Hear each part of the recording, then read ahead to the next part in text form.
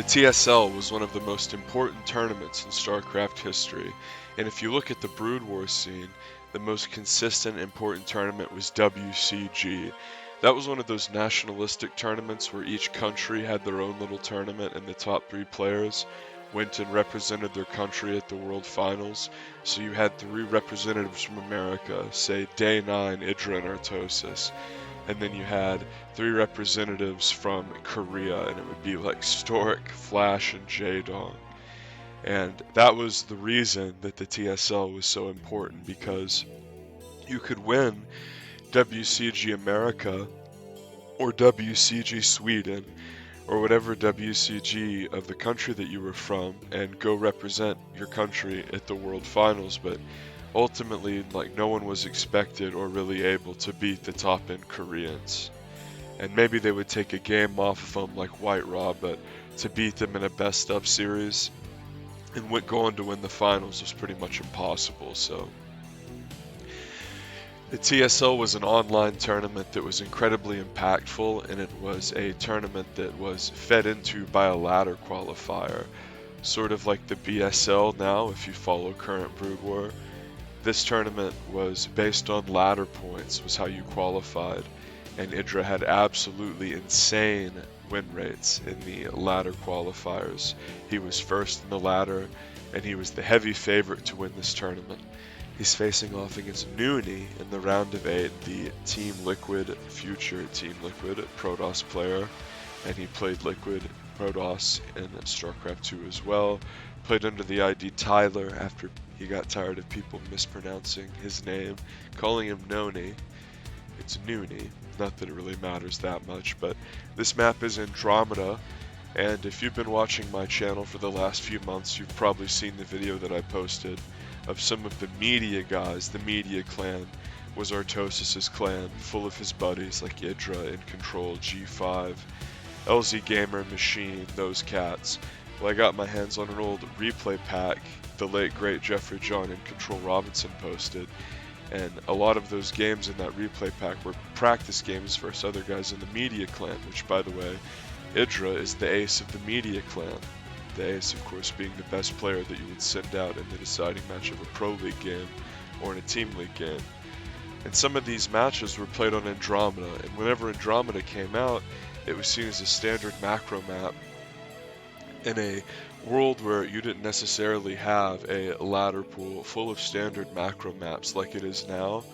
Back in this time, the 2008 era, when Andromeda came out, there was still some weird maps in the pool. So around this time, early 2010, this is right before the Wings of Liberty beta came out, is when the TSL2 occurred.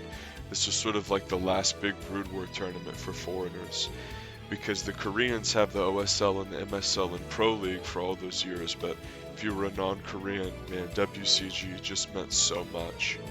Now, Andromeda is considered a macro map, and it has an inside gas-only base, a little pocket base, and a really easy to defend natural with a weird high ground over it that you can break rocks down to get access to. And it's a 4-player map, and there's a joke base in the middle like Fighting Spirit. So IdrA and NonY. IdrA, of course, known, and obviously I'm going to say NonY sometimes by accident. NonY. It's one of those cute things where like there should be an accent on it. NonY getting the gate here, but he did go for Nexus first. So the thing about Nexus first in this matchup is it's almost abusive in terms of if you don't scout it as Terran, the Protoss just gets away with a huge economic edge, and it's almost like a eco cheese or something that allows you to get ahead without even interacting with your opponent. So that's one thing that we really never see in StarCraft 2 because of the Reaper. They've made the Reaper so good where it highly limits what your opponent can do. The Zerg can't go through hatch before pool, can't really go Nexus first because the Reaper just makes the early game so boring. StarCraft Brood War not like that. It's a much more deep, dynamic game that allows players to show off their understanding of strategies as well as their expectations of each other. IdrA, not known as a guy who rushes or ever cheeses, so NonY sitting there saying, okay, well, I'm going to go fast Nexus here, and I think IdrA's going to do a safe, methodical macro style. That's what he's known for, a player nicknamed the Macro Machine. And NonY is doing something interesting here. He's faking goon range as IdrA has an SCV in his base scouting. And IdrA's doing something even more interesting. He has gone for 2 factory, and then even more exciting than that, he's gone for starport. So you might be saying, well, what's the relevance of 2 factory? Well, that's a good question. Usually in the matchup, Terran would make 1 factory and expand, or try to make a few marines in a bunker and expand. But this is abnormal. 2 factory, an aggressive opener that really allows you to put pressure on your opponent. And what you can do if you really want to be cute is you can open for mines as your first upgrade, and then you can lay mines down on the map and abuse your Protoss opponent and put them in a position where if they don't have observers, they're going to take a lot of damage. And mine upgrade about to finish, vulture speed just started. And considering there's a starport too, this screams 2 things. I want to be aggressive, and I'm going to go for a sort of tech play as we see IdrA putting a mine out at his front door, and NonY with a robo and a citadel of a dune coming. It looks like he's going for a DT drop. 4 vultures here as IdrA kills that little vermin in his base, and he's getting a drop ship here. So this is a classic vulture drop strategy.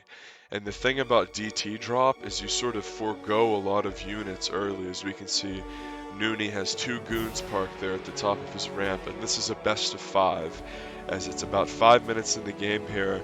And if you're playing IdrA, you're thinking, alright, his natural's getting into swing, he's doing his normal safe style, and I'm going to try to hit him in the mouth with this fast DT drop after going Nexus first. Because NonY was not really a cheesy player, but he really knows who he's playing, for Christ's sake.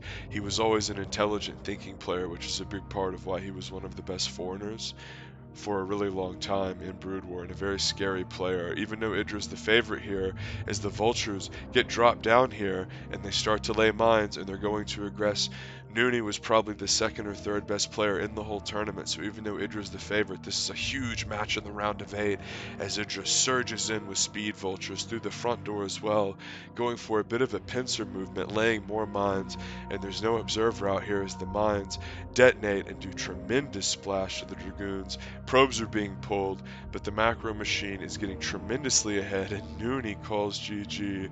So in the first game, where a lot of people would sort of sit there to themselves and think, okay, well, this is IdrA, he's going to go for the safe methodical macro play, so I'm going to go for a fast expansion into DT drop, and he won't see it coming, and I'm going to frustrate him in game 1 and maybe try to tilt Greg a bit. IdrA showed that he was not a one-trick pony that just sat there and did the same macro build every game like some people asserted he was throughout his career, going for a 2-factory fast starport vulture drop play, and his macro was so good where he had quite a few vultures to surge the front door there while he did the drop.